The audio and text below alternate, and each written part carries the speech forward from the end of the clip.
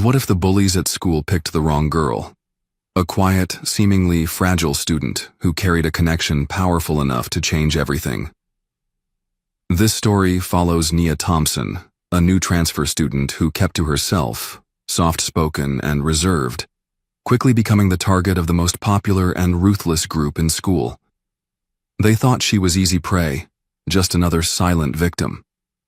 But what they didn't know is that Nia is far from ordinary. She's the daughter of Atlanta's newly elected mayor, and her silence was only the surface.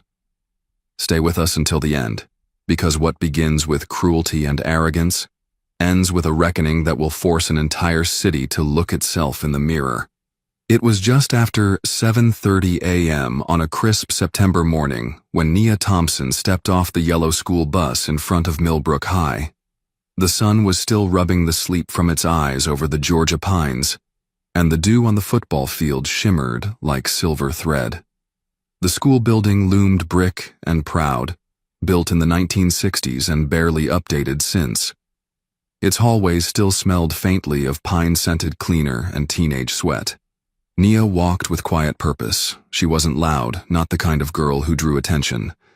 But there was something about her, the way she carried her books tight to her chest, the careful way she tied her shoes, the exactness in how she wore her navy sweater over her white button-down shirt. That said, she was here to do more than just blend in.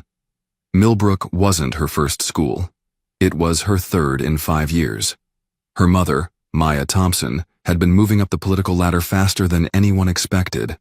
From city councilwoman in Savannah to now, just 2 weeks into her term, mayor of Atlanta, and the first black woman to hold the office. But Nia didn't tell people that. She didn't wear privilege like a badge. She wore it like a scar, one she didn't ask for and didn't flaunt. In the cafeteria that morning, she sat alone as usual, a tangerine peeled neatly on her tray, fingers quietly reading a paperback copy of Their Eyes Were Watching God. A group of girls passed her table, Kayla, Maddie, and Brooklyn, the kind of girls who always had polished nails and parents on the school board. They snickered. "Still playing librarian, huh?" Kayla tossed her ponytail. Nia didn't look up. "Still failing civics, huh?" The table behind them cracked with soft laughter, quickly stifled. Brooklyn leaned over. "You're not funny. You're just weird." That was how it always started. Words. But it never ended with words. By third period, rumors had started. Someone said Nia had a secret. Someone said she'd gotten caught stealing. Someone said her mom bought her way into school. None of it was true, but that wasn't the point. In the girls' locker room after gym, the whispers got closer. Clothes went missing. Her sneakers were thrown in the trash.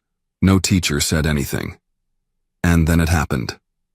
Friday, September 29th, the day before homecoming. The halls buzzed with posters and pep rallies. Nia, still trying to keep her head down, went to the library during lunch, but they found her before fifth period, near the science wing, where the cameras didn't work and the teachers rarely walked. "Come with us," Brooklyn said, flanked by Kayla and Maddie. "I'm late for class," Nia replied, voice calm. "No, you're right on time," Kayla said. They pushed her into the second-floor bathroom, the one nobody used because the fan was broken and the light flickered. The door slammed shut. The echo lingered longer than it should have. They cornered her, and Nia, for the first time, felt it. Not fear exactly, but something colder. Like humiliation waiting in the wings. Kayla pulled out her phone. Maddie unzipped her bag and produced a pair of electric clippers, battery-powered, the kind used for buzz cuts. "What are you doing?" Nia asked, backing against the wall. Brooklyn sneered. "Fixing that rat's nest on your head. No one wants to see that black girl magic." The words stung, but not because they were new. Nia had heard them before, from neighbors, from classmates, from television talking heads, but never with this much venom. Maddie turned on the clippers. The buzzing filled the room, louder than it should have been. Nia could have screamed, could have fought. But she didn't. She stood still, back straight, eyes steady.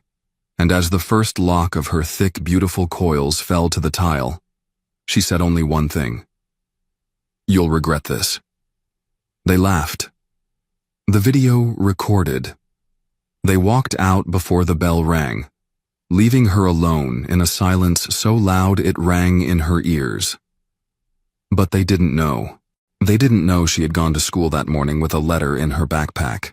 One her mother had written, telling the school she'd be attending the next PTA meeting in person. They didn't know her mother was not just a public servant, but the most powerful elected official in Atlanta. They didn't know that Nia hadn't cried in that bathroom, not because she wasn't hurt, but because she was already planning what came next. By that evening, the video had made it to TikTok, and then Instagram, and then Facebook, and then the local news. The mayor's office was flooded with calls. Maya Thompson watched the footage in silence from her laptop, eyes hard, jaw tight. Her assistant whispered, "We can call the board, quietly. Handle this behind doors." But Maya stood up and said, "No, we're not hiding this. Not this time." By Monday morning, the story had hit national media. Headlines screamed, "Mayor's daughter assaulted at school. Georgia high school under fire for racial attack. Where were the adults at Millbrook? And Nia?"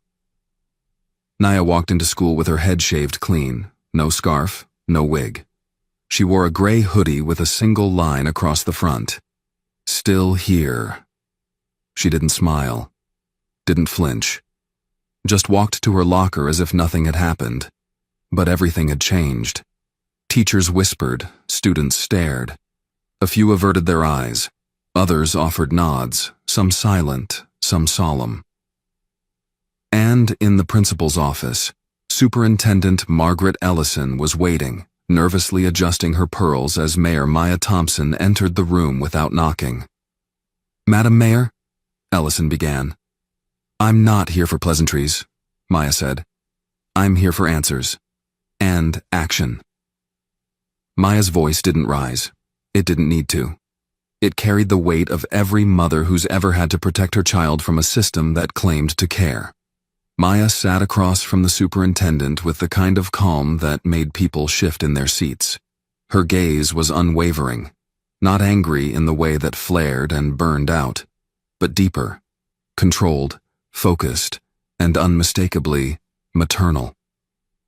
"You have a problem," she said simply. Ellison tried to respond, but Maya lifted a hand. "This school failed my daughter, not once, but over days, maybe weeks. Her shoes in the trash, slurs in the hallways, teachers who looked the other way, and then a bathroom floor littered with pieces of her identity." The silence was sharp. The school counselor, seated beside the principal, cleared her throat and offered, "We're conducting an internal investigation." "That won't be enough," Maya replied, "because this isn't just about Nia. It's about what you've allowed, what your silence enabled." Downstairs, the halls buzzed with an unfamiliar tension. Nia sat in her homeroom, staring out the window, ignoring the soft gasps and sideways glances that followed her shaved head. The stares didn't sting like they used to. Now they felt small, like the last flickers of a fire that didn't have any more wood. She knew something was shifting, and though part of her wanted to retreat, a louder part whispered, "Stay." That afternoon, without notice, the mayor returned, this time to the school auditorium, where the PTA was holding its first public forum of the semester. News vans dotted the street outside. Folding chairs filled fast. Parents, teachers, local activists. Nia stayed home, but she watched from her mother's office, feet tucked under her, lips pressed into a thin line. On stage, Maya stood tall in a navy pantsuit, no podium in front of her. Just the space between her and the crowd. "Some of you know me as Mayor Thompson, others as Maya from East Point. daughter of a union nurse and a postman who never missed church. But tonight I'm not speaking as an official. I'm speaking as a mother. The crowd quieted. A mother whose daughter was violated in a place that was supposed to protect her. She paused, let that hang. I've seen the footage. I've read the complaints swept under the rug. I've listened to recordings where my daughter was laughed at in the hallway.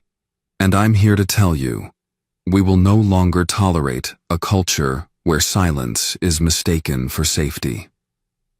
The words landed hard. Some nodded. Some looked away. But no one dared interrupt. I'm instituting an immediate review of school disciplinary procedures, implicit bias training for all staff, and I will personally oversee the reinstatement of a restorative justice board that includes parents, students, and independent observers. A murmur rippled across the room. This wasn't a suggestion. It was policy. Effective immediately. That weekend, the city shifted. Letters poured into the mayor's office, some handwritten in shaky cursive, others typed with bold fonts and underlined outrage. Black mothers from Stone Mountain, white veterans from Decatur, teachers who had quietly resigned over what they saw but couldn't stop. The video didn't just show a girl getting her head shaved. It revealed a system trimmed too neatly around appearances, one that didn't know how to hold space for girls like Naya, brown, brilliant, and unwilling to shrink. On Monday, Naya returned to school, again with no wig. She wore a soft green sweater and jeans. At her locker, she found a sticky note. "You're brave." Then another. "I'm sorry I didn't speak up." And another. "You're not alone." By lunchtime, her table wasn't empty anymore. 4 students sat with her, quietly, respectfully, not to ask questions but simply to be there. Brooklyn, Maddie, and Kayla were suspended pending investigation. Their parents tried to downplay the incident, citing kids being kids and cultural misunderstandings. But the public didn't buy it, nor did the mayor, nor did the school board, which convened an emergency session and, for the first time in its history, voted unanimously to implement a new code, the Equity and Accountability Mandate. Nia watched it all unfold, not with glee, but with a sense of weary affirmation. She hadn't wanted this. She hadn't asked for it, but now that it had begun, she wasn't backing down. One afternoon, as she packed up after algebra, her teacher, Mr. Delgado, a quiet man with graying temples, paused at her desk. "You changed something," he said gently. "And not just here. In me." Nia blinked, surprised. He continued, "I've taught for 23 years. I've seen a lot. But I didn't speak up when I should have. And I want you to know, I see you now." That night, Nia and Maya sat on their porch in Grant Park, watching dusk settle over the pecan trees. "Did I do the right thing?" Nia asked. Maya didn't answer right away.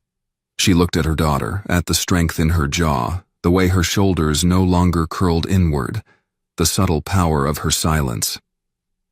"You did something brave," Maya said finally. "You stood still while the world tried to shove you down.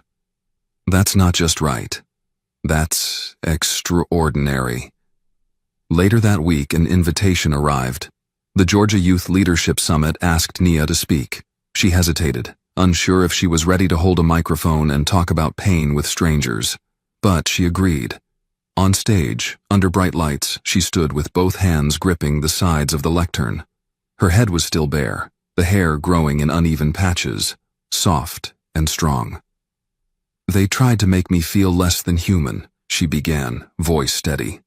"They thought if they stripped away what made me proud, I'd be quiet. But they didn't take my voice. They didn't take my mind. And they didn't take my mother's spirit, which lives in me." The applause wasn't thunderous. It was deep, resonant, people clapping with tears in their eyes and fire in their chests. When she stepped down, 3 girls her age waited in line just to hug her. One whispered, "They did the same to me. But you showed me what to do next." That moment stayed with Nia more than any headline or article. The next morning, she went back to school like usual. But the world didn't feel usual anymore. Her presence had changed the landscape, not just of the school, but of the community, the city, and perhaps even the way one generation would think about justice, dignity, and silence. 3 weeks later, the air in Atlanta had shifted. Not just the weather, which now carried the first hints of southern autumn with its dry breeze and scattered golden leaves, but something deeper. It was in the way teachers paused before speaking, in the way students thought twice before whispering cruelty behind someone's back, in the way parents asked harder questions at PTA meetings. The shift had a name now: the Nia effect. Newspapers picked it up, not as a gimmick, but as shorthand for the ripple that began in one school bathroom and ended up reaching City Hall, school districts, and living rooms across the state. Nia didn't let it change her routine. She still woke up early, still tied her shoes the same way, still walked to the bus with her headphones in and her mind somewhere between homework and daydreams. But she noticed things. The girl who used to avoid eye contact now said hi. The boy who laughed too loudly at cruel jokes now carried himself quieter, less sure of the wrong things. The principal, Mr. Rainey, had started visiting classrooms again, not with a clipboard, but with real questions. People were trying, and maybe that was enough. For now. One afternoon in late October, Nia sat with her mother at a local cafe in the old Fourth Ward, sipping cider and listening to the hum of voices around them. Across the table, Maya's phone buzzed with texts from city council members and media liaisons, but she ignored them for a moment.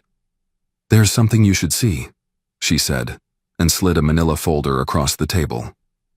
Nia opened it. Inside were letters. Dozens of them.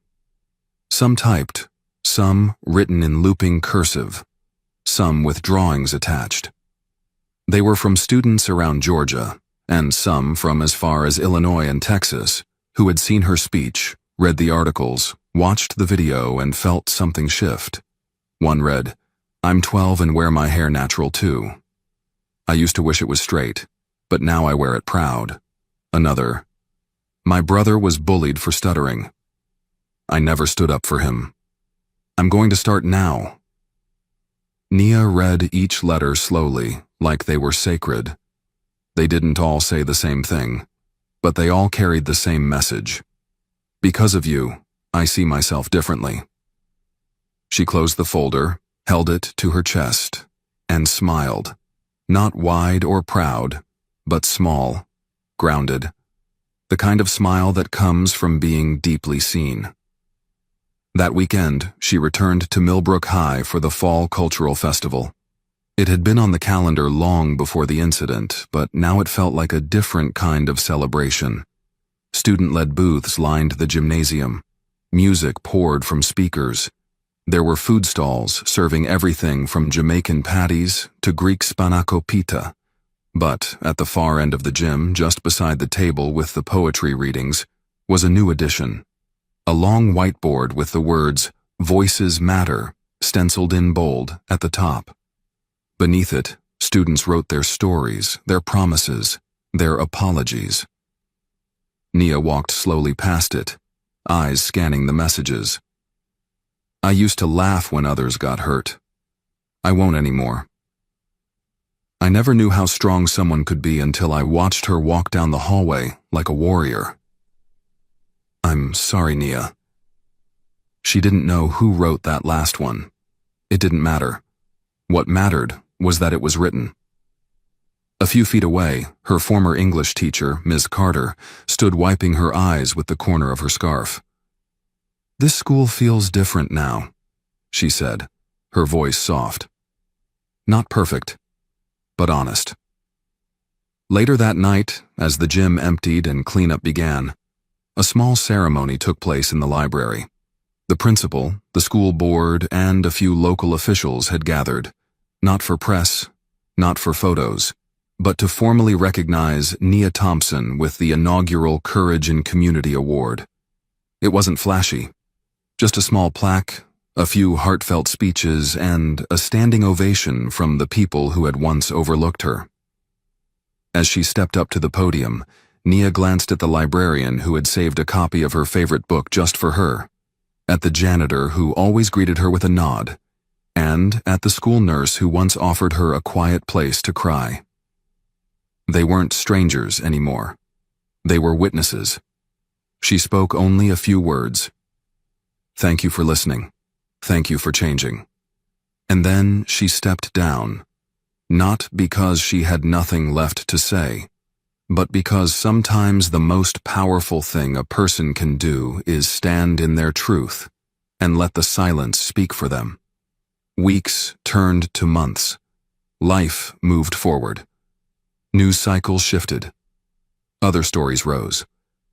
But the Monroe Education Reform Bill, named in honor of Mayor Maya Thompson's family, passed through state legislation with bipartisan support.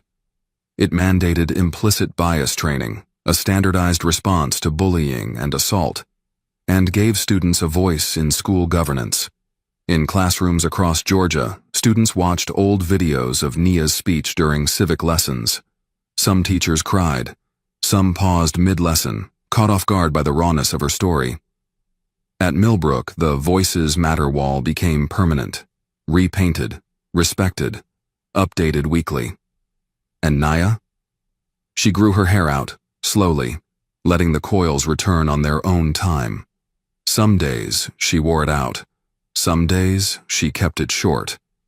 But she never hid it. She never hid again. On the anniversary of the incident, she returned to the auditorium, not as a victim, not even as a student, but as a keynote speaker at the Georgia Youth Policy Summit. The room was packed, lights dimmed. She stepped to the mic, taller than the year before, not just in height, but in gravity. "I used to think silence was safety, but I've learned that speaking up, even with a trembling voice, is how you change the world." She looked out over a sea of young faces, hopeful and wide-eyed. "And if you ever feel like no one sees you, I do. I see you." Afterward, as she left the building, a girl about 11 years old with thick glasses and a nervous smile ran up and hugged her without a word. Nia hugged her back. No questions asked. That evening, at home, she and Maya sat quietly on their front porch again. The cicadas had just begun to sing. Maya handed her a letter, this one official. The White House had extended an invitation. Nia Thompson was to be honored with the President's Youth Medal for social courage. Nia didn't cry. She didn't beam. She simply looked at her mother and said, "Okay, let's keep going." That's how change works. Not in one grand moment, but in the choosing every day to walk through doors that once slammed shut, to speak in rooms that once fell quiet, to stand, imperfect, vulnerable, unyielding, and say, "I belong here too." And she did. She always had. Now the world knew it too. What if the bullies mocked the new girl and even tried to slap her across the face? That would be a serious mistake, one they'd quickly realize when she fought back in fury and left them all stunned.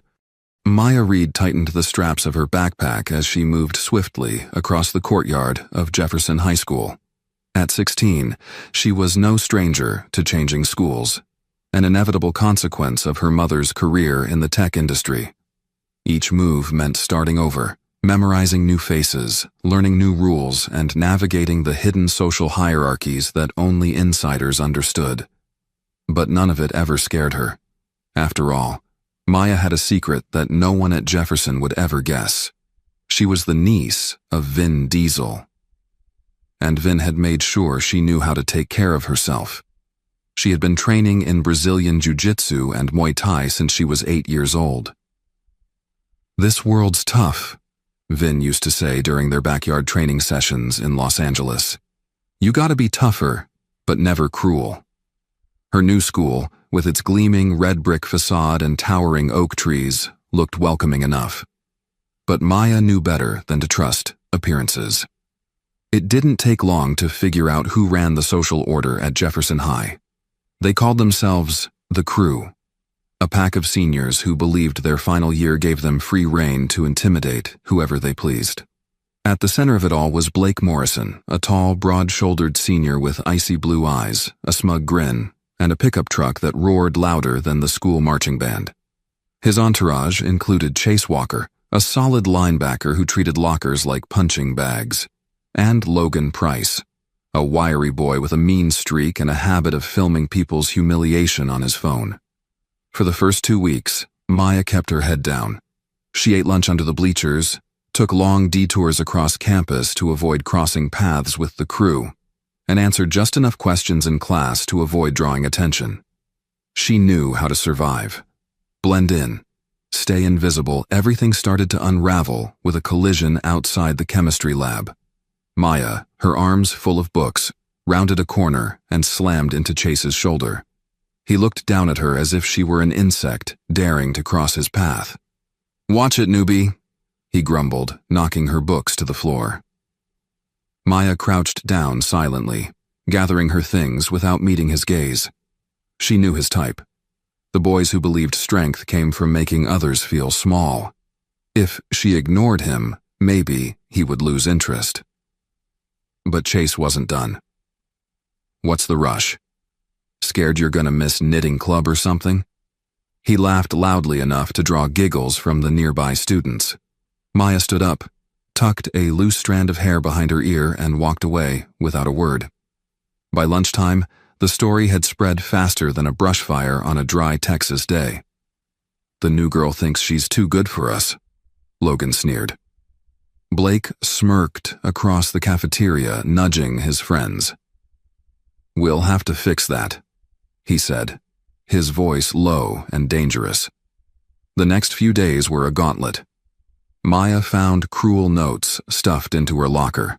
Someone poured a soda into her backpack during gym class. Snickers followed her down the hallways. And through it all, she kept her chin high, just like Vin had taught her.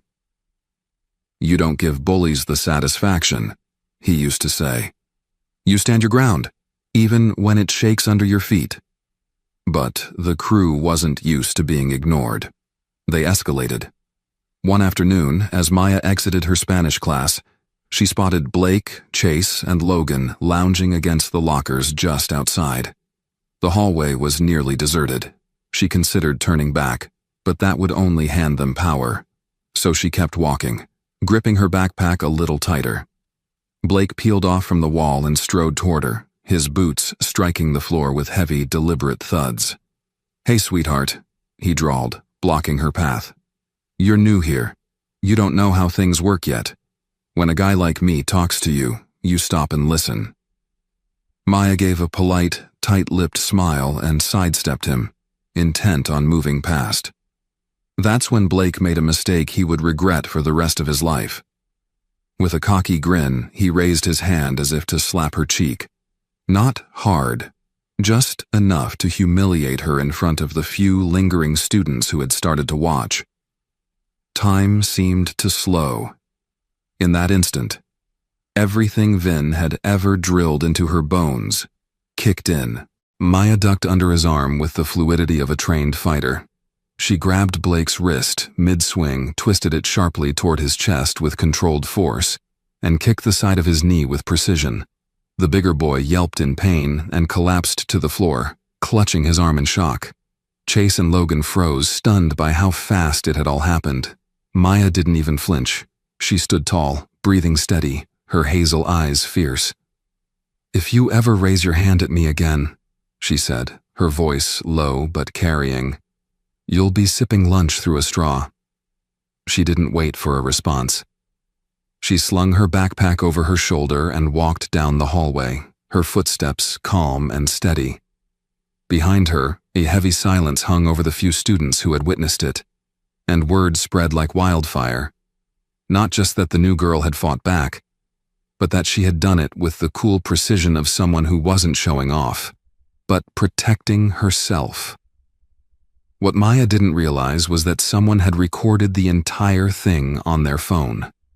By the next morning, everyone at Jefferson High knew, and by that afternoon, Maya's world was about to change once again.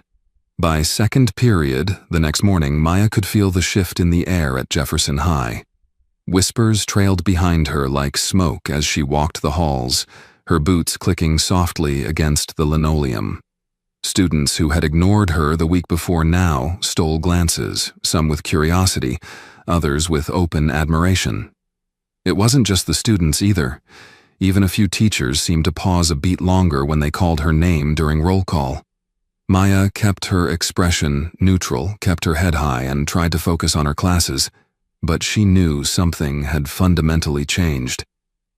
The crew wasn't ruling the halls this morning. Their absence was almost louder than their presence had ever been. By lunchtime, the full story had made its way around the school, growing in size and spectacle with each retelling. Some claimed Maya had flipped Blake over her shoulder like a scene out of an action movie. Others swore she had knocked out Chase with a single punch. The truth was simpler, but no less impactful. Maya had defended herself with precision, without unnecessary violence, and had left her bullies stunned in a crumpled heap of their own arrogance. As she made her way into the cafeteria, tray in hand, she noticed the usual power center. The big table where Blake and his crew usually sat was conspicuously empty.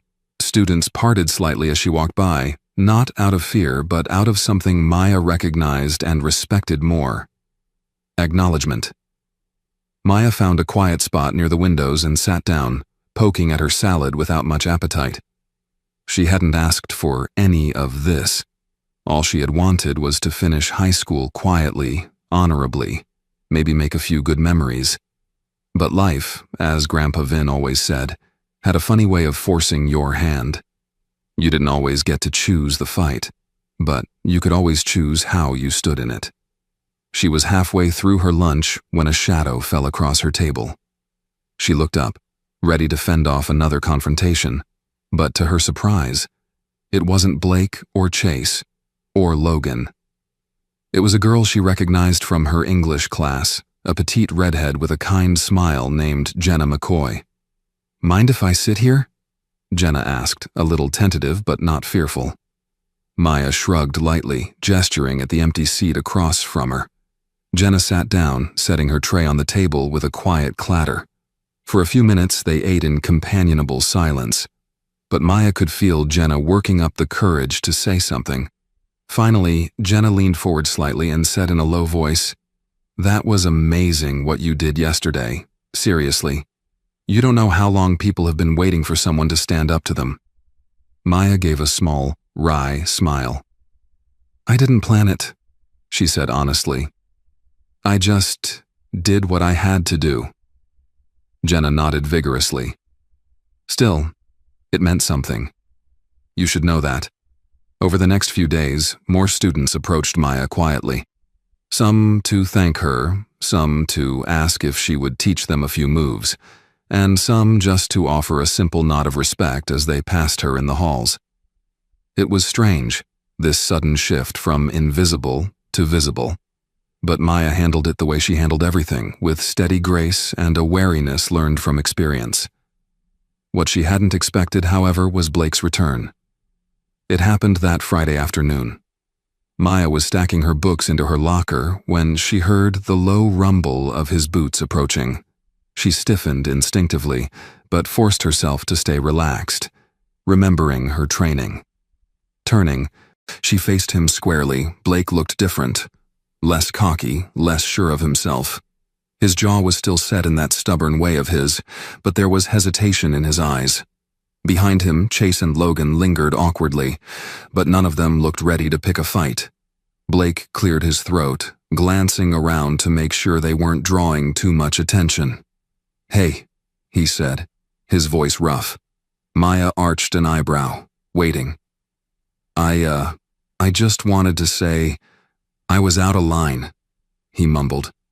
What we did, it wasn't right." Maya studied him for a long moment. reading the tension in his shoulders, the guilt in his eyes. She crossed her arms loosely over her chest and replied, "No, it wasn't."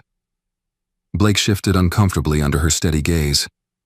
"I'm not good at this," he admitted, "but I wanted you to know I'm sorry." Maya let the words hang in the air for a moment before giving a small nod. "Apologies a start," she said quietly. "The real work is proving it." Blake's mouth twitched, maybe a grimace, maybe the beginning of a reluctant smile. "Yeah," he said. "I get that." As they parted ways, Maya felt something unexpected. Not forgiveness exactly, but a softening, a loosening of the knot that had tightened in her chest since the first day she walked into Jefferson High. Change didn't happen overnight. She knew that.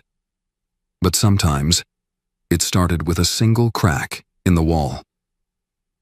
The following week brought more surprises. Ms. Sandoval, the school counselor, pulled Maya aside after homeroom one morning. "Word gets around," she said with a knowing smile.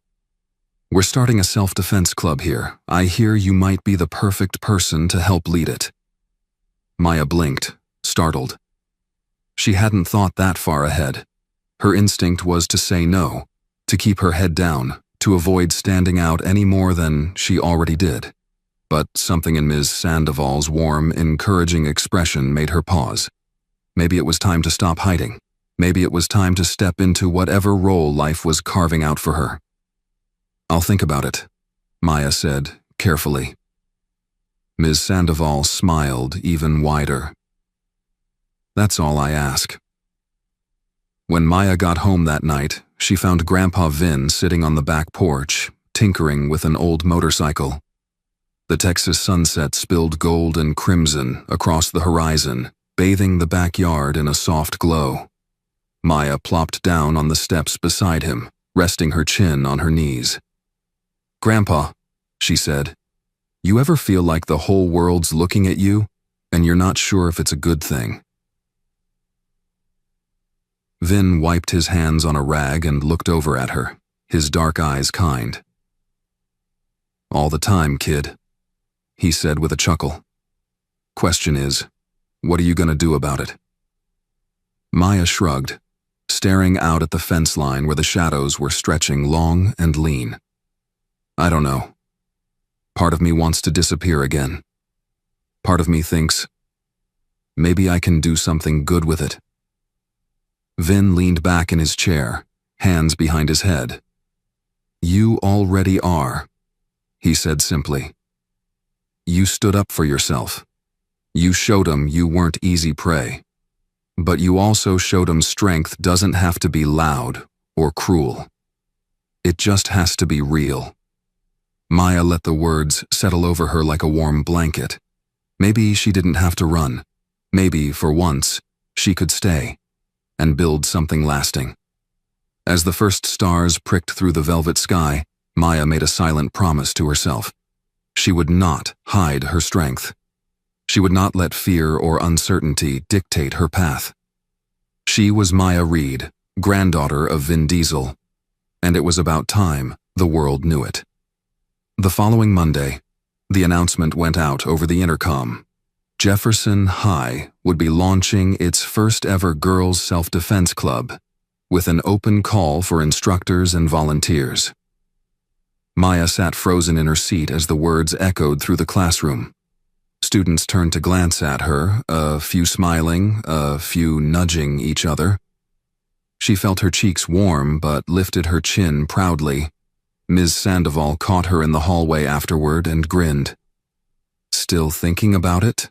she teased gently. Maya couldn't help but smile back. "Maybe not thinking anymore," she admitted. That afternoon, Maya stayed late after school, standing in the old gym as sunlight slanted through the high windows, dust motes dancing in the beams. The mats had been pulled out of storage, and a handful of girls gathered nervously along the walls, uncertain but curious. Jenna was there, along with a few other faces Maya recognized but hadn't spoken to before. Some wore gym shorts and t-shirts, others still in their regular school clothes, but all wore the same look, a mixture of hope and apprehension. Maya stepped onto the mat, the worn vinyl soft under her sneakers. She cleared her throat, voice carrying across the open space. "Hey, I'm Maya. I'm not here to turn you into fighters. I'm here to show you that you don't have to be afraid. You're stronger than you think. You just need the right tools." The girls leaned in slightly, listening. Maya demonstrated simple techniques first. How to break a grip. How to use leverage instead of strength. How to stay balanced and aware. She spoke plainly, explaining that real power wasn't about throwing punches, but about protecting your body, your dignity, your space. The room gradually filled with the soft slap of feet against mats, the occasional squeal of laughter when someone got a move right, the buzz of energy building like a slow, steady wildfire. For the first time since arriving at Jefferson High, Maya felt not just respected, but connected. As the weeks passed, the self-defense club grew. Word spread quickly that this wasn't some cheesy after-school special. It was real, practical, and empowering. Even some teachers stopped by to watch, nodding appreciatively. Maya found herself developing real friendships too. Jenna became her closest ally, and a sophomore named Lily, shy and quick-witted, hung on every word during practice. The small victories piled up quietly. The girl who finally broke free from a wrist grab after 3 tries. The freshman who learned to shout "no" in "nai" with her whole chest. The senior who confided that for the first time, she didn't feel helpless walking to her car after dark. These weren't headlines or viral videos. They were private revolutions, and Maya cherished every one of them. Meanwhile, Blake Morrison changed too. Slowly, awkwardly, but genuinely. He kept his distance at first, nodding respectfully when he passed Maya in the halls. But one afternoon, he showed up outside the gym, shifting from foot to foot, hands stuffed into the pockets of his faded jeans. Maya raised an eyebrow when she spotted him through the open door. "You lost?" she called out. Blake shook his head, cheeks coloring slightly. "Ms. Sandoval said you might need a volunteer for demonstrations." Maya hesitated. Part of her bristled at the idea, the memory of his raised hand and the arrogance in his smirk still fresh. But she also saw the vulnerability in his posture, the way he didn't meet her eyes. Growth, her grandfather had once told her, didn't happen cleanly. It was messy and uneven, and sometimes came from the last place you expected. She tossed him a padded helmet and a pair of mitts. "Put these on," she said. That afternoon, Blake took falls, practiced holds, and stood as a willing dummy while Maya taught the other girls how to escape from bigger, stronger opponents. He didn't complain even when he landed hard and the girls grew bolder, more confident, laughing and clapping as they mastered each move. By the end of the session, Blake was sitting against the wall, sweating and red-faced, but smiling. As the girls packed up, Jenna came over and whispered to Maya, "You're like a real-life superhero, you know that?" Maya chuckled, shaking her head. "Superheroes wear capes," she said. "I just wear sneakers."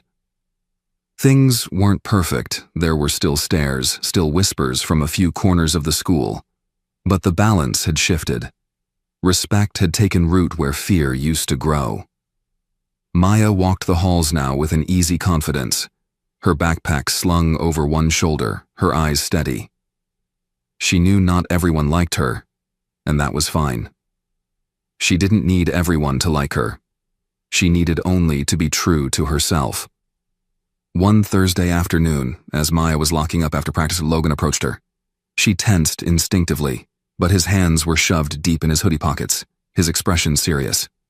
"Hey," he said gruffly. I just wanted to say I'm sorry too, for what we did. I was an idiot. No excuses." Maya studied him for a long moment, weighing the sincerity in his voice. Finally, she nodded. "Thanks," she said simply. Logan exhaled like he'd been holding his breath for weeks and nodded back before shuffling off down the hall. Maya watched him go, feeling a bittersweet satisfaction. Change was possible. Hard, slow, and often ugly, but possible. As spring warmed the air and the live oaks around campus burst into green, Maya found herself invited to barbecues, study groups, birthday parties. She laughed more easily now, her smiles unguarded, her posture relaxed. She still trained every evening in the backyard with her grandfather. But now it wasn't out of fear. It was out of pride. Vin watched her with that small, knowing smile, tossing her a water bottle after a tough round. "Told you," he said one evening as they sat side by side on the porch steps. "World's tough, but you're tougher." Graduation loomed on the horizon, and with it, new choices. Maya had been offered a scholarship to a local college, partly for academics, partly thanks to an essay she had written about personal strength and community resilience, a piece inspired by her experiences at Jefferson High. She accepted it, proud and humbled. On the day of the graduation ceremony, Maya stood among her classmates in the bright June sun, the Texas heat shimmering in the air. When her name was called, she walked across the stage with her head held high, the cheers of her friends ringing in her ears. As she stepped off the stage, she spotted Grandpa Vin standing at the edge of the crowd, his sunglasses pushed up into his hair, his arms wide open. She ran to him without hesitation, laughing as he lifted her off the ground in a big bear hug. "I'm proud of you, kid," he murmured into her hair. Maya pulled back, smiling up at him, feeling the weight of everything that had brought her to this moment. "I'm proud of me too," she said. Later, as the sun dipped low and the sky turned the color of fire, Maya sat with her friends around a picnic table at the local park, their laughter carrying across the warm summer air. She thought back to the first day she had walked into Jefferson High, the weight of fear pressing down on her. She thought of Blake, of Jenna, of the girls who now stood taller, spoke louder, lived braver. She thought of her grandfather's steady faith, of the strength he had built into her bones. And she thought, maybe life wasn't about avoiding the fight. Maybe it was about choosing the ones worth fighting, and fighting them well. Maya Reed, granddaughter of Vin Diesel, smiled as the stars blinked awake overhead. She wasn't the new girl anymore. She was exactly where she belonged. What if a group of high school cheerleaders humiliated the wrong girl, one they thought didn't belong, one they mocked under the lights of prom night, not knowing the quiet girl in the blue dress had a father with the power to change everything? This is the story of Savannah Green, a soft-spoken honors student who just wanted one peaceful night, but found herself at the center of a cruel joke. A joke that would unravel the false crowns of popularity and expose the cracks beneath a perfect facade. Stay with this story, because what begins with laughter at her expense will end with a silence that echoes louder than any applause. Savannah Green stood in front of the mirror in her bedroom, slowly smoothing the soft blue fabric of her prom dress. It was classic, elegant, her mother's pick. Not flashy like the sequined gowns she'd seen at Macy's, but graceful, almost like something from a 1950s movie. The way it hugged her waist, the way it flowed at the bottom. It felt like dignity, sewn into silk. Her father, Marcus Green, leaned against the doorframe, tie half done, watching her with that quiet kind of pride only a father could carry. "You look like your mother when we went to Howard's winter formal," he said softly, adjusting the gold cufflink on his left sleeve. Savannah smiled. "You always say that. And I'll keep saying it until you believe me." Their house sat just outside Macon, Georgia, in a quiet cul-de-sac where oaks draped Spanish moss over fences and neighbors waved even when they didn't know your name. Their home was modest, brick, 2 stories with creaky wooden floors and photographs lining the hallway. Savannah's honor roll awards, her dance recitals, and, of course, photos of Marcus in various city meetings. Few at her high school knew who he really was. Chairman of the Bibb County School Board. A man who spoke little but listened a lot. Savannah never bragged. That wasn't her way. Tonight was the senior prom at Riverside High, a mostly white, upper-middle-class school known for its award-winning football team and cheerleading squad. Savannah had been a student there since sophomore year. She kept her head down, earned straight A's, joined the environmental club, and quietly got nominated for prom queen, a surprise even to her. What wasn't a surprise was the look Brielle Lawson gave her when the announcement was made last week. Brielle, the golden-haired captain of the cheer team, daughter of a prominent dentist and homecoming queen since junior year, had worn that forced smile, the kind that didn't reach her eyes. Savannah had seen it before. In Georgia, racism rarely screamed. It whispered. It lived in the tight grins, the polite exclusion, the group chats she wasn't in. Savannah knew the rules. Smile. Stay quiet. Be excellent. Tonight she wasn't there to make a statement. She was just there to have one night where she felt seen. At the venue, the Anderson Hall Civic Center, a converted barn with white string lights and rustic wooden floors, Savannah arrived alone. Her best friend Clara had caught the flu. Her father had offered to wait outside in the car, but she insisted he go home. She didn't want to draw attention. Inside, the music pulsed with a steady rhythm. Pop hits and slow R&B mixed by a senior with a Spotify playlist. The air smelled of cologne and hairspray. Girls in heels posed for pictures under the balloon arch. Boys awkwardly adjusted their ties. Savannah walked to her table near the corner, sipped ginger ale, and tried to enjoy the moment. Then the lights dimmed. The DJ's voice came over the speaker. "Ladies and gentlemen, it's time to announce your 2025 prom queen." The room held its breath. Savannah glanced toward Brielle and the cheerleaders in the center table, all clustered like something out of a CW teen show. "And this year's queen is Savannah Green." A brief silence, then polite applause. Savannah blinked. She rose, stunned, and walked to the stage, heels clicking softly. A teacher handed her a plastic tiara. Someone adjusted the mic. She opened her folded speech, just a few lines thanking her classmates and teachers. Her voice trembled as she leaned toward the microphone, but the words that came out weren't hers. The crowd gasped, then laughed. Not a small giggle. A loud, rolling, cruel laugh. Her voice echoed through the speakers, but twisted. Someone had replaced her speech. The voice that played was robotic, mocking, and said things Savannah would never say. "Thanks, y'all, for letting a ghetto girl like me pretend to be royalty tonight. Don't worry, I'll try not to steal the crown." More laughter. "Shout out to the cafeteria ladies for always making chicken on Thursdays. You know, 'cause that's what we like." Savannah froze. Her heart dropped to the floor. Her ears rang.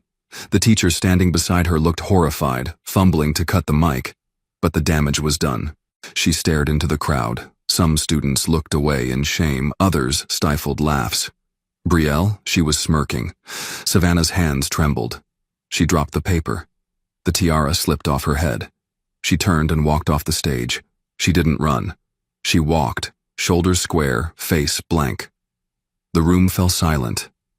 Outside, the night air was cool.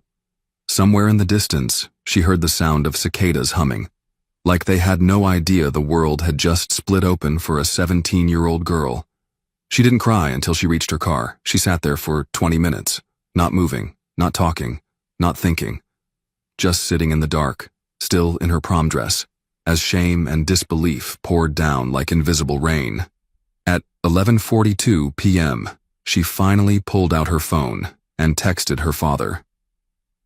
"Savannah, can you come get me?" He didn't ask why. He didn't need to.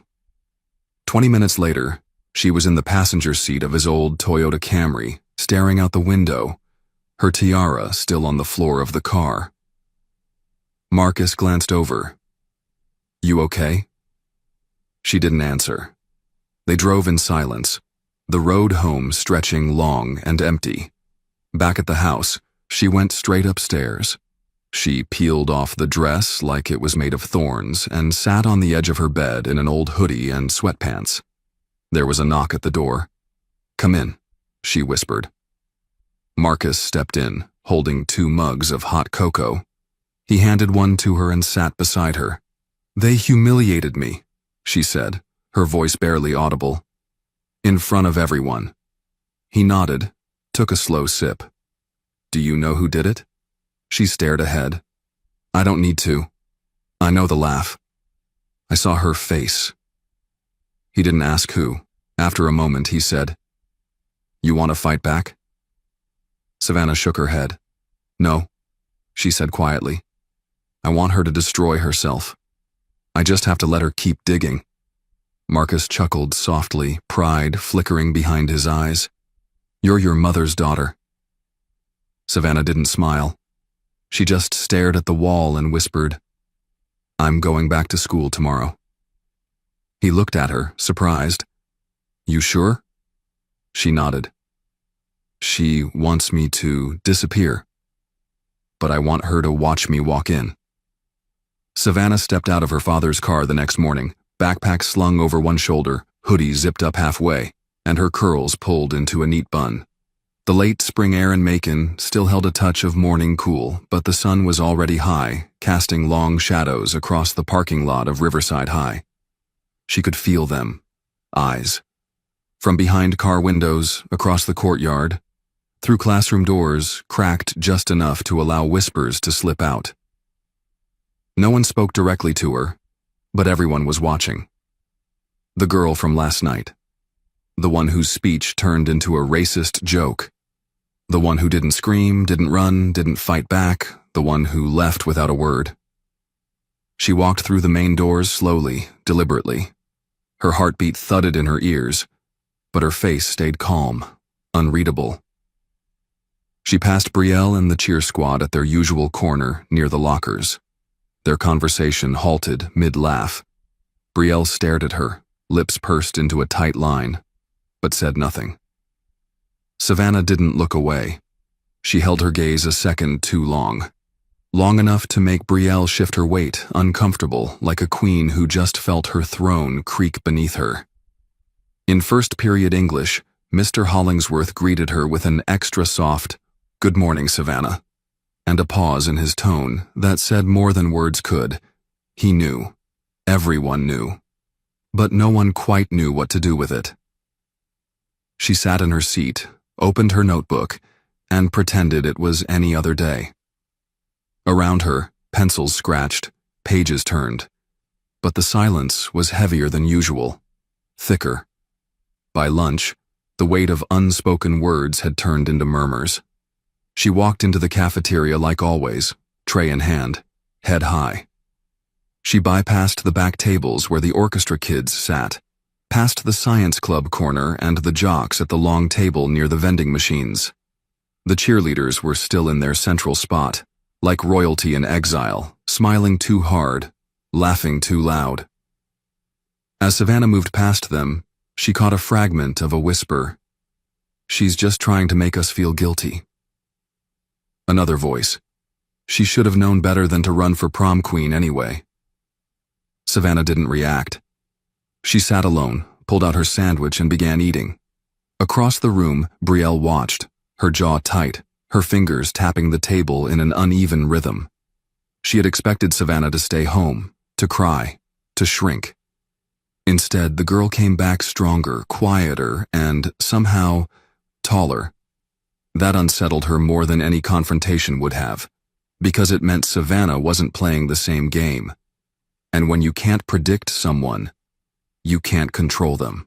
Later that afternoon, in the hallway between classes, it started. A printed copy of Savannah's supposed prom speech was taped to her locker. The same cruel fake version from last night. At first, students only glanced. Then someone laughed. Then another. Phones came out. A few started filming. Savannah walked up, looked at it for 2 seconds, then peeled the page off gently, folded it in half, and dropped it into her backpack without a word. Her hands didn't tremble. She didn't look around for support. She simply shut her locker and went to class. That small act, quiet, controlled, spread faster than the mockery. Some students frowned. A few muttered, "That's messed up." Others began to question what kind of person could go that far.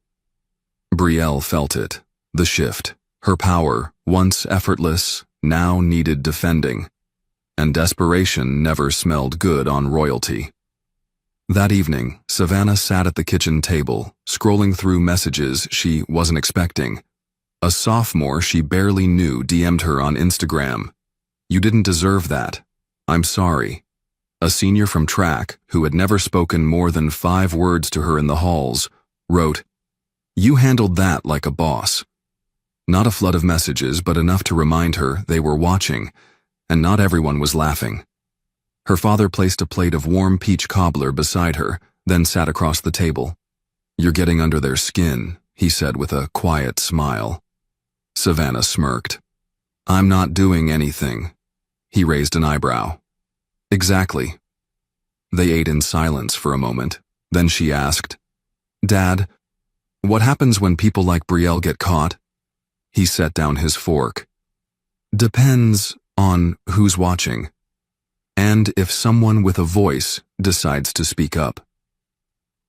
The next morning, a new rumor began floating through the school. Someone had access to the editing software used during prom. They claimed to have screenshots, chat logs, timestamps, Brielle's fingerprints on the audio file. It wasn't clear where the leak started, but by third period, students were whispering with more focus, with direction. Something was coming. By Friday, an anonymous envelope appeared on Principal Riley's desk. Inside, evidence. Enough to prove who tampered with the prom speech. The school went quiet again, but it was a different silence this time. Like a deep breath before the wind shifts. In the meantime, Savannah kept showing up, kept walking with that same steady pace, kept ignoring the stares, the passive-aggressive smirks, the whispers that now seemed more uncertain than mocking. One afternoon, a group of students from the yearbook club asked if she'd be willing to do a short interview for the senior spread. She agreed, not because she needed the spotlight, but because staying silent forever wasn't strength. It was survival. And she was done surviving. That night, her father came home with a different expression. His usual calm had a flicker of purpose. He poured himself a coffee and sat at the table. They scheduled a special school board meeting for Monday night, he said. Closed door, but community members can attend. Savannah looked up from her homework. Why now? Marcus held her gaze. Because the truth has weight, and when people try to bury it, it eventually pushes back. She nodded. Are you going to speak? He leaned back. I haven't decided. She watched him for a moment, then said, You don't have to do it for me. But I think it matters that they see who you are. He smiled. They'll see, when the time is right. On Monday, the school buzzed with nervous energy. Flyers had gone out over the weekend. Emergency school board session. Topic, prom incident investigation. Parents showed up, teachers, a few students too. Savannah came, dressed simply. Black slacks, white blouse, her mother's small pearl earrings. She sat near the back, quiet, while whispers rolled through the rows like smoke. When Marcus Green stood to speak, the room fell still. Many recognized him, but few realized he was Savannah's father, until he spoke her name. I come before you not just as chair of this board, but as a parent of a student who was publicly degraded during an event meant to celebrate our children's achievements. His voice wasn't loud. It didn't need to be. Every syllable was measured, deliberate. I've seen racism in many forms, some loud, some subtle. What happened Friday night was not a joke. It was a violation of trust, of dignity, and of what this school claims to stand for. Savannah sat still, her heart beating a little faster. He continued reading from the evidence. No shouting, no finger pointing, just facts. Cold, undeniable. By the end of his speech, no one laughed. Not even the teachers who had once turned a blind eye to Brielle's behavior. When the board voted to suspend the students involved pending full investigation, there were no objections. Brielle's mother stood up in protest, yelling something about overreaction and harmless fun, but the room didn't support her. It had shifted, and in that moment, Savannah realized her silence had spoken louder than their laughter ever could. The morning after the school board meeting, the atmosphere at Riverside High had changed, though no one dared to say it aloud. It wasn't just the aftermath of a public reckoning. It was the sudden awareness that the rules had shifted. Power no longer sat in the hands of a few girls in matching cheer uniforms. It moved quietly, subtly, and it now orbited around a girl who had never raised her voice. Savannah walked through the main hallway like she always did, but there was a new kind of quiet that followed her. Not mockery, not hostility, but a curious, reverent stillness.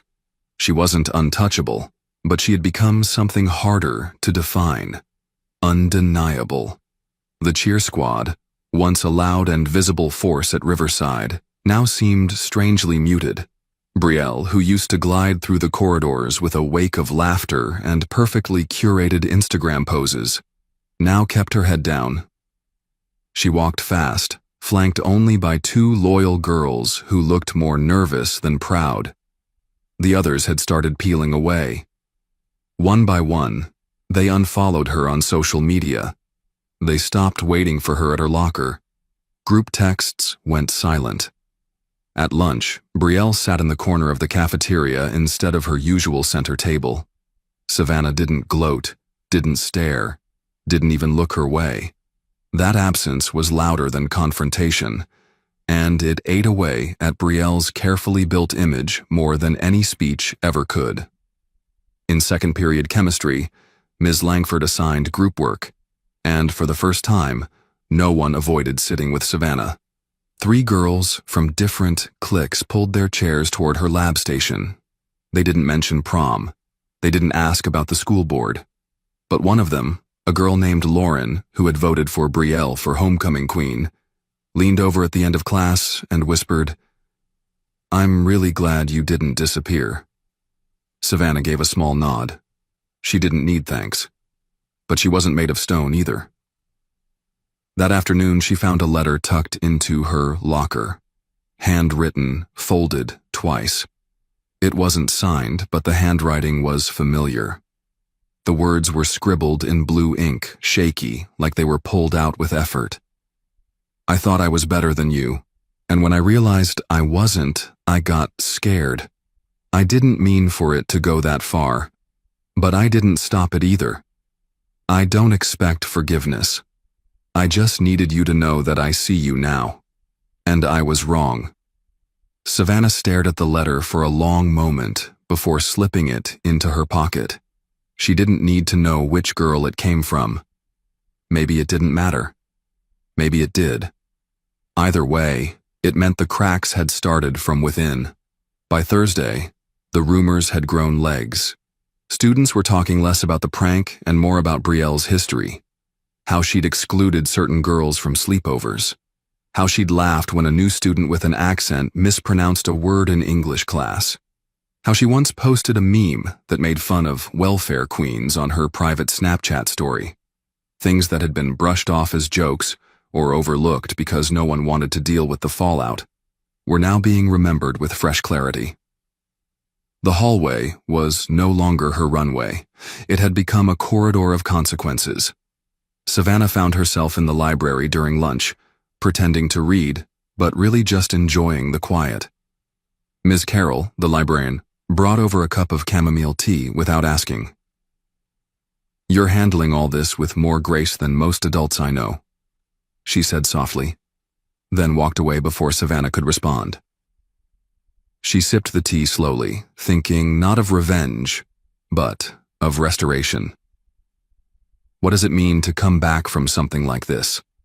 What does it mean to stand in front of a crowd that once laughed at you and still choose not to hate?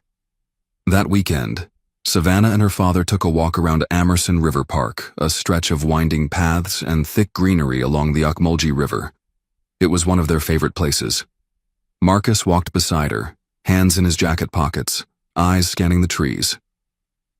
"You've been quiet," he said after a while. "Quieter than usual, even for you." Savannah kicked a small rock from the path. "I don't know what I'm supposed to feel," she admitted. "Brielle's losing everything, her friends, her reputation, and part of me wants to feel bad for her, but another part of me—" She paused, searching for the words. "Feels nothing at all." Marcus nodded slowly. "You're not obligated to feel anything," he said. "Empathy isn't weakness, but it also isn't a requirement when someone's hurt you." She looked up at him. "You ever feel that way? Back when you ran for the school board?" He let out a dry laugh. "Plenty of times. People smiled to my face and stabbed me in the back. I learned that sometimes silence is more powerful than shouting, because when people expect you to explode and you don't, they start listening." The following Monday, Principal Riley made an announcement over the intercom during first period. His voice was firm, more direct than usual. "Effective immediately, the administration is reviewing policies regarding student conduct, event oversight, and equity training for all staff and students. No further details can be shared at this time, but actions are being taken. Let us move forward with accountability and compassion." No one mentioned names, but everyone knew. Brielle was suspended for 2 weeks.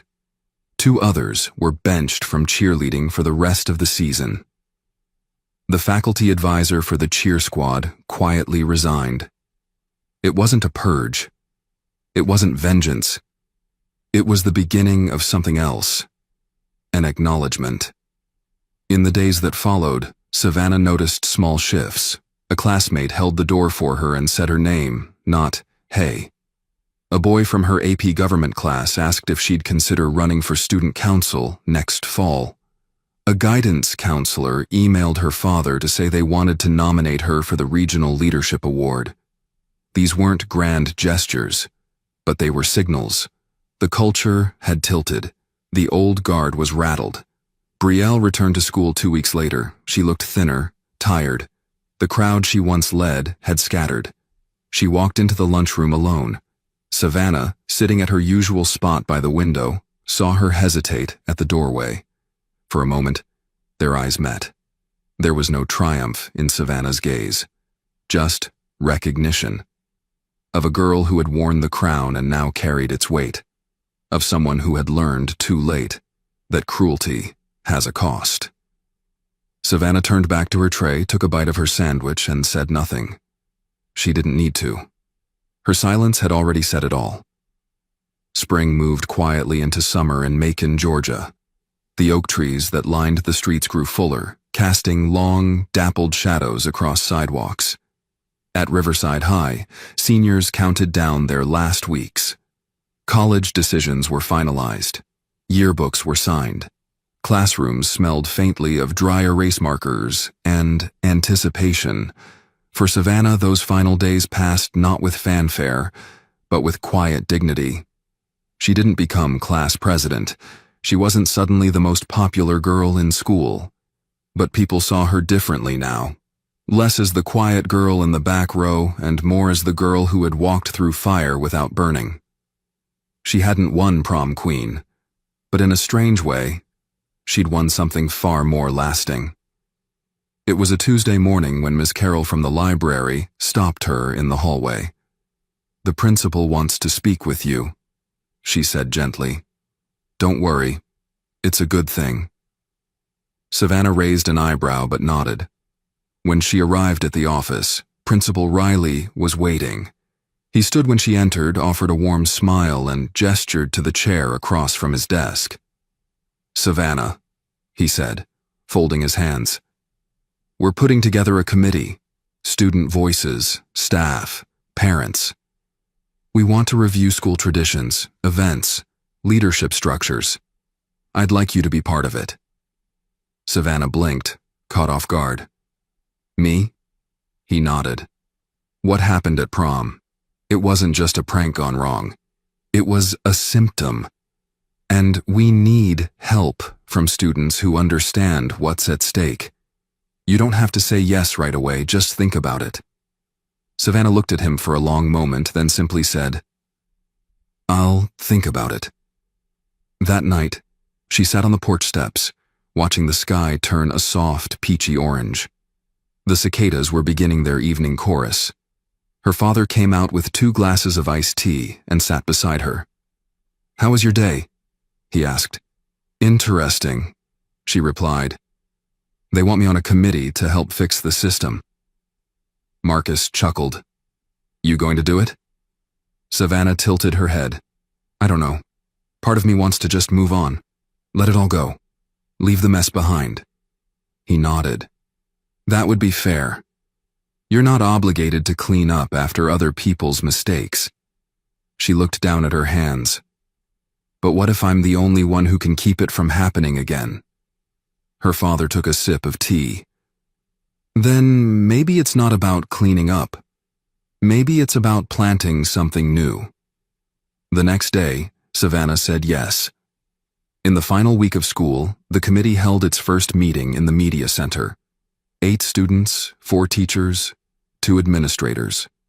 Savannah sat across from a girl named Tessa, once Brielle's right hand, now quiet, observant, different. During introductions, Tessa hesitated, then said, "I'm here because I didn't speak up when I should have, and I want to change that." No one clapped. No one needed to. Savannah met her eyes, gave the smallest of nods, and that was enough. Over the next hour, they brainstormed ideas. Student equity training, anonymous reporting systems, revisiting the criteria for student honors. It wasn't groundbreaking, but it was a beginning. On the last day of school, students filed into the auditorium for the senior farewell assembly. The stage was decorated with blue and silver banners. The air buzzed with excitement. Principal Riley took the podium and offered the usual congratulations, then surprised everyone by inviting Savannah to speak. She hadn't prepared anything. But she walked up slowly, calmly, and stood behind the microphone. For a moment she looked out over the sea of faces, some familiar, some not, all watching. "I didn't plan to say anything," she began, her voice even. "But maybe that's the point. A lot of things happen when people don't speak up. Silence can protect you, but it can also hide what needs to be seen. This year, I learned that strength doesn't always look like shouting. Sometimes it looks like showing up, again and again, until the silence breaks on its own." She paused. "To the class of 2025, my wish for us is simple. That we see each other. Really see each other, because once you do, you can't unsee." She stepped back. The room was quiet for half a second. Then came the applause, not thunderous, but sincere. Real. That evening, Savannah sat in her room, cap and gown folded neatly on the chair beside her, a soft breeze drifting through the open window. She picked up her phone and opened her messages. A new one from an unknown number. Just 3 words. "Thank you."